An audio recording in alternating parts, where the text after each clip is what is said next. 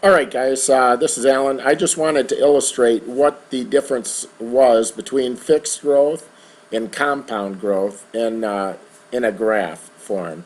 So on this first graph here, I'm not sure if you can see it, my face might be above it, but this is number gained per period. So a period is just a unit of time. I have one here. So let's say you're making 1 unit of money every day you go to work. Over 1,000 days then, if you earn an additional dollar each day you work, then over 1,000 days you'd earn a total of $1,000. The graph is linear, as you can see here. Now, compound growth is different. Rather than a fixed amount per a fixed amount of time, so instead of exchanging time for money, you're actually dealing with a percentage gain over a period of time, and that's quite different. So here in compound growth, I have a starting amount of $1. There's a percentage gain per period. Now, this percentage gain is of the total amount. So over time, as we get more and more, that percentage gain over that total amount should show an increase in earnings. We're going to use the same number of periods of 1,000. But the example that's commonly illustrated is 100%. That is extraordinary, and they use that to lure you into investing with compound growth, but it never turns out as good as it looks. But this is what the chart would look like. Do you see that? It looks linear, but going straight across and then shoots up at the end. But let's take a look at these numbers. So let me scroll down here. Let's see if I can do it this way.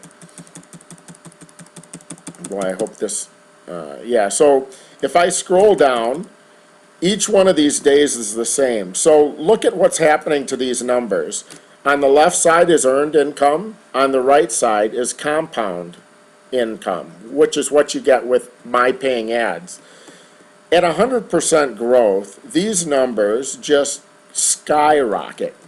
And this is still the flat part of the graph.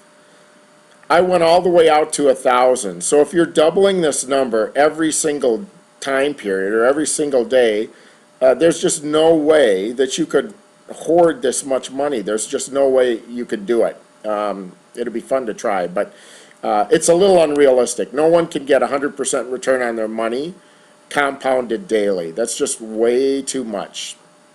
So I'm going to make this a little bit more realistic. I'm going to go up to the top here, and instead of 100%, we'll make it 1/100th of that, or 1%. We're getting about 1% a day with my paying ads. Let's take a look and see what happens. Same type of thing. It's still a hockey stick shaped graph, a curved graph. But let's look at the let's look at the earnings. So over the first 10 days or 10 periods, you go from 1 to 109. And over here on the 14th day, you have $14. Instead of $1.14, you have $14. So a lot of people are lured into working for a living, exchanging time for money. What they don't realize is, although this is very slow at first, by the time we get to, I'm just going to look at periods out. Just be patient. It'll catch up.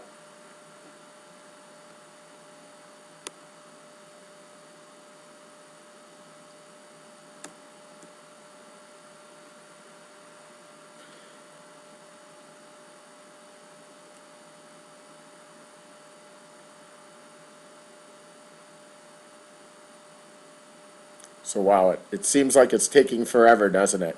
That's why people give up with compound interest. They don't see it happening fast enough. But I'll show you a couple tricks on how you can make this work. So now all of a sudden we're beginning to pick up speed. On linear income, at day 500, 519 now, we're beginning to catch up.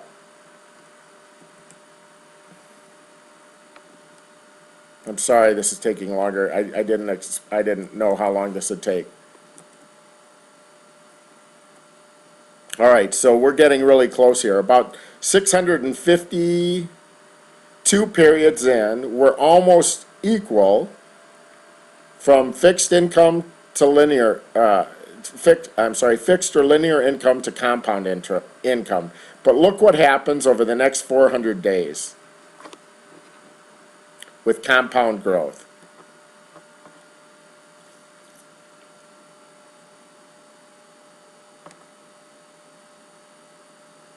Now this is 1% compounded daily,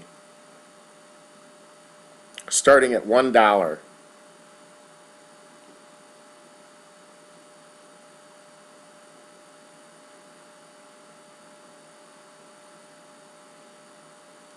I only ran this out to 1,000. So at 1,000, you'd have $20,751 compared to $1,000 here. Now, why do I go through all of that? Simply to say this: when you're starting with my paying ads at $5, you'll probably lose interest. You'll probably think nothing's happening. Don't give up. What I'd recommend you're doing if you're starting with just a limited amount of capital is continue to invest 10% of your earnings into my paying ads and don't take any money out, because as you begin to build or add additional income to this, you're moving yourself further down this curve. There will come a point in time where you reach your financial freedom number. That is a number where your passive income exceeds your monthly expenses. When that happens, you can essentially quit your job because there's no reason to work if your passive income is continuing to grow. So hopefully all of this makes sense. There is a lag period. It takes a long time to see this compound growth really take off. So the more you can invest upfront, the shorter this time period becomes and the higher this number becomes.